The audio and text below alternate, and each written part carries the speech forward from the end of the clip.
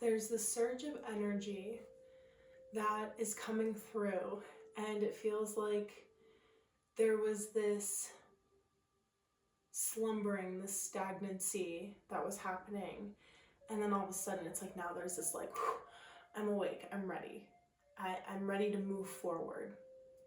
And a lot of that came through in shuffling the decks, because so much wanted to come out as I was asking Spirit what the theme is for today. And I already had an idea because of a message that came through from something that I was reading. But one card that kept coming out in the pre-shuffle was animals. And so a huge part of this is, what animals are you working with? What animals are you seeing and utilizing as these signs and synchronicities? Animals have beautiful, significant, deep meanings. So knowing that you are surrounded and that these are your guides and that they're trying to tell you something. So if you've been seeing an influx of animals, if you're seeing like more birds, or just like noticing, it may be the same every day, but you're just noticing more, continue to notice those things and work with those animal signs and synchronicities, because they are calling out to you and they're really wanting you to pay attention to the signs that they're sending you. And then I got two other cards that actually came out twice again, but I put them back into the deck to continue to shuffle when then animals fell out again. But it was healing and new beginnings. So you are on the right path. There is a new beginning that's happening, which makes sense in this like surge of energy, this influx of energy. But once I finished pre-shuffling the deck, I actually got two separate cards. So I got friendship, and you see these people dancing in the middle of the forest. And that's been something that's been coming up for me a lot, is just like seeing this like dancing and like community, and seeing a fire, dancing around a fire, being wild. And then I also got reconciliation.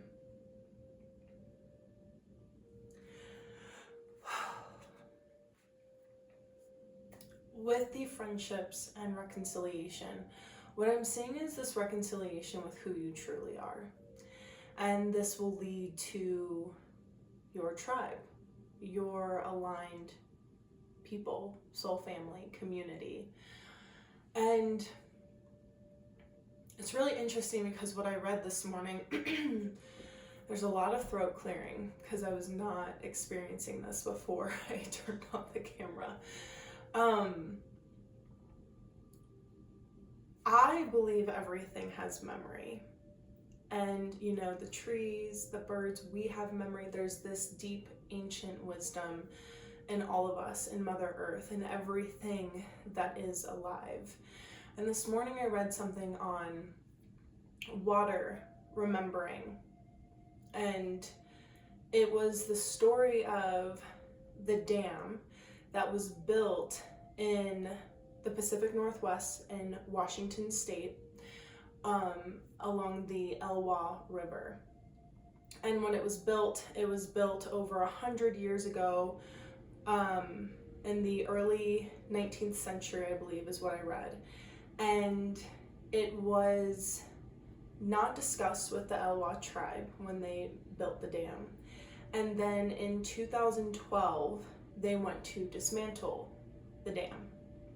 And what was really interesting is there was a lot of these scientists and rangers, like all these people talking about where the water would go, the probabilities, like, well, it could go this way, it could go that way once the dam was dismantled.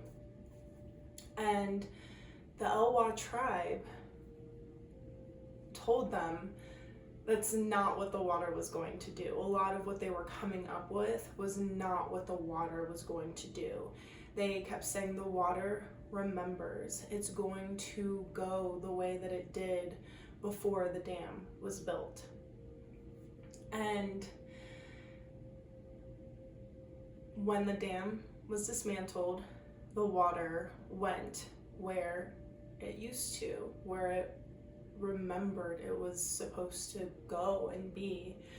And what's really beautiful about this is, because something else that I read that was really interesting is where the water was going in places of the forest that a lot of the rangers were having trouble with, like forest fires, and they were having trouble putting out those forest fires. And these water beds, these creeks or rivers, don't fully remember, but like having them back where they used to be helped with these forest fires, helped control them. And so it was a really interesting read this morning, because I'm a water baby. I grew up swimming. I was a competitive swimmer. And water is the divine feminine. It is our intuition. And to read a story that is so beautiful of the water going the way that it would have always gone. It remembered the path. There's this deep, ancient memory and wisdom within us of what it is we can heal, what it is our ancestors did, and how to break free from that. Because even if you think of a dam that isn't dismantled, over time, a dam can break down, and it does need a lot of maintenance, but water, that pressure continues to build. And it's a lot of what I'm seeing, and I've personally experienced, where so many of us are put into these boxes. And as it continues to build, as we continue to force ourselves into this box, and there's this friction happening, this pressure, at one point we're going to explode. And it can happen in a series of ways, because I'm seeing people who might be like explosive, and it's like they explode and then they go back in, and then they explode and then they go back in. There isn't this consistency of like, no, I'm actually going to break out of the box forever and be who I came here to be. And so a lot of this synchronicity that's coming through is, as you heal the line of ancestors before you. You can tap into that memory, that wisdom of what it is, of how they lived lives, how they used the earth, how they use natural resources in ways that are extremely healing and help you connect with the earth. And it's so important to see that you can break free from the box that you're in and allow yourself to flow like the water, and open yourself up to what is possible.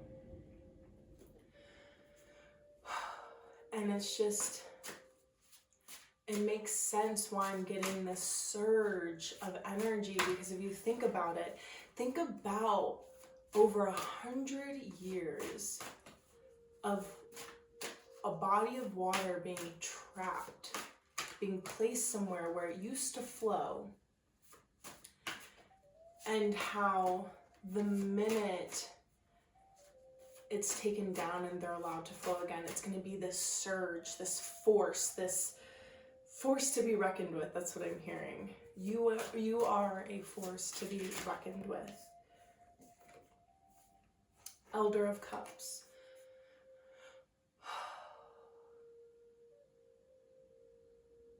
This is a lot of throat energy, a lot of water. I'm seeing Cancer, so if you have Cancer in your chart, maybe check where Cancer is in your chart and look into that, because it's a golden crab, and it's interesting. Gold, I'm seeing solar plexus. Tapping into that willpower, your personal power, and speaking it into truth and flowing, allowing yourself to flow.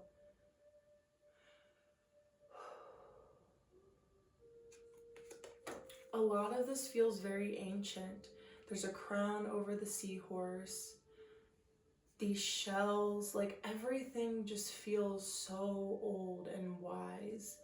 And it's this Again, I keep hearing remembrance.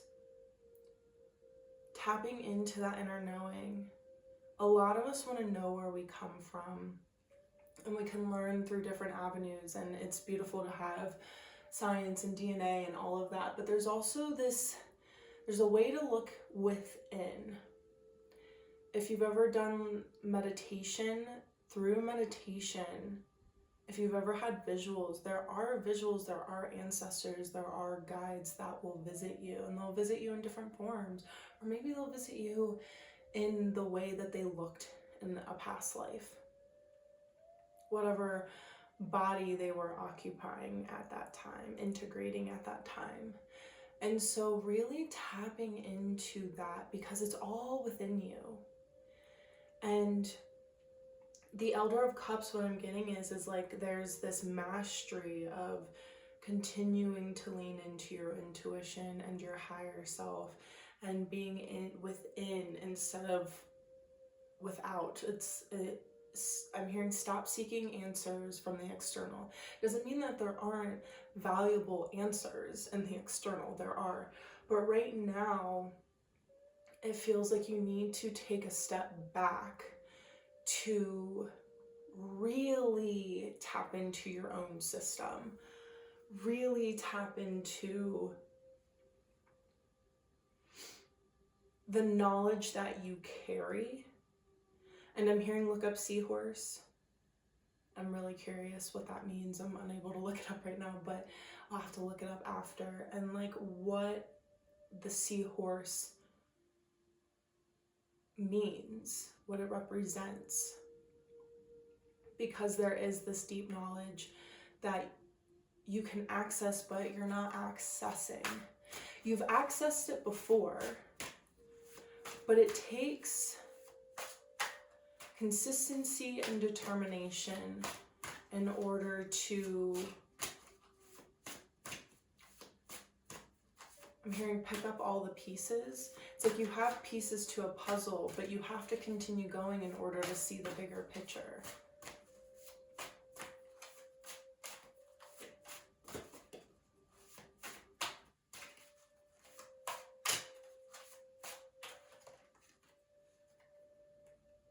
Elder of Pentacles. We have a lot of elders right now. So it's like, I feel like we're surrounded and there's this calling into of our ancestors. Have you been doing work with your ancestors? And if so, what does that work look like? And are you being consistent with it? And if you haven't, have you tried? Have you been wanting to try? There's something about our ancestors that is really important right now. And you see, it's the pentacle that is on top of the frog's head. And again, there's a lot of, there's already a lot of animals in this tarot deck, but these specific animals are coming out for a reason. So I would look up a frog or a toad. We have mushrooms, but with this pentacle, it's a mixture of things. What I'm saying is it's the third eye, but it's also above the crown. So knowing that there's this, and then it's like you have space, you have the cosmos. So grounding in that ancient ancestry, like what I'm seeing is as you tap into this inner wisdom, what I'm actually seeing is you laying on the ground. And when I say the ground, I mean outside. If you are unable to do so right now, if you're in a place where maybe there's a lot of snow, if there isn't, it's really easy for us to make excuses why not to do something. I'm always going to encourage you to push against that resistance and try to be outside if you can. But if you would prefer to stay inside, make sure you are laying on the ground, or at least sitting in a way where your root is on the ground, and visualizing you being rooted into the earth, your roots growing into the earth. Visualize this sparkling yellow roots that are going down into the earth. They can go as deep as you want them to go. Because what I'm seeing is there's this grounding and working with Mother Nature and the Earth's energy, while also digging into that higher guidance in order to, I'm hearing like not get lost. You don't want to get lost in the cosmos. I've unfortunately seen a lot of people who almost go the other end of the spectrum, or the pendulum, it swings one way, where they use meditation as a way to escape because they love just being, and don't get me wrong, it's really nice being in the cosmos and being in that higher energetic realm, but we're here to learn how to balance and integrate those two things. So when you meditate and you go into this inner knowing, allow yourself to ground into the earth and visualize it grounding into the earth, while you're also using your higher guidance to tap into this ancient wisdom, because our ancestors use the earth. They utilize these natural, what word am I looking for?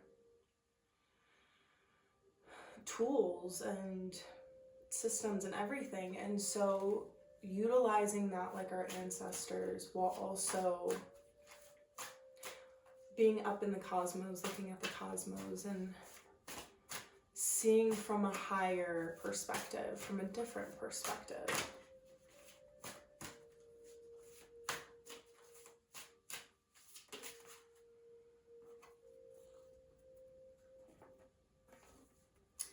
I have the Eight of Wands. I feel like this has been coming up a lot, and when I say that, I have actually seen it come up in different readings that I've watched.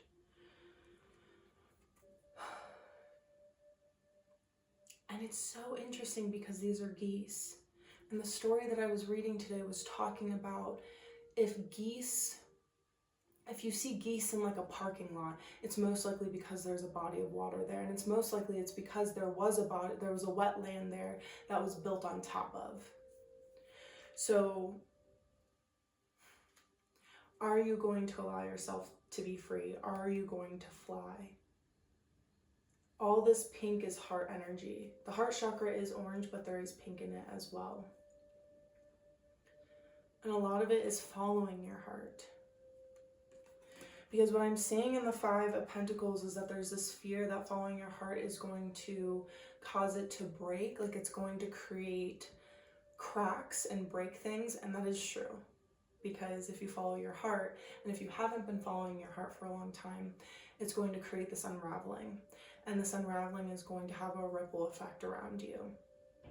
And it may feel not 100% positive, but really what it is it just is, because it is positive. It's serving you and teaching you how to navigate what it's like to follow your heart, because there's going to be a resistance that's going to push back against you.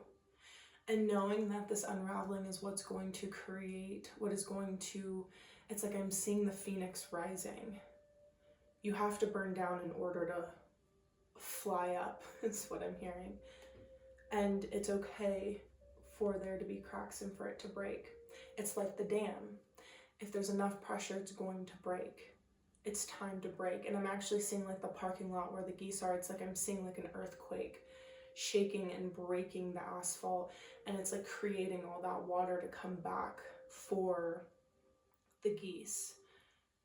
It's time to look out for our own ecosystem and heal the ecosystems around us. We have to heal our ecosystems, our own ecosystem, to help others heal theirs. I'm feeling called to pulling a crystal.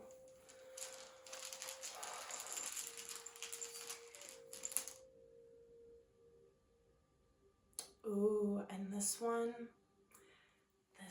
I don't remember what this one is. So I'm going to put it,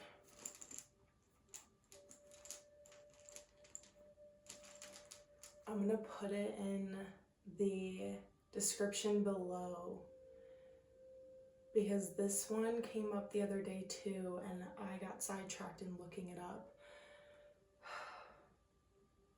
But what's beautiful about it is it looks like there's wood in it. I don't know if you can see that. It looks like there's a lot of rings.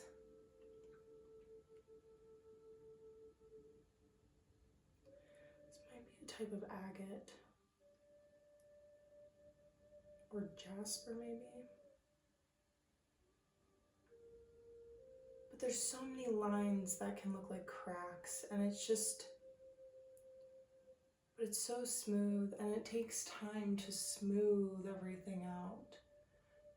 You're still going to have these, I'm hearing scars, and scars are beautiful. They will remind us about being human. They are the reminder that we are human, and they're the memories. They are the memories. And so once I figure this out, I'm going to put it in the description box below so you can look more into it and see what this crystal is. I'm actually feeling called to pull another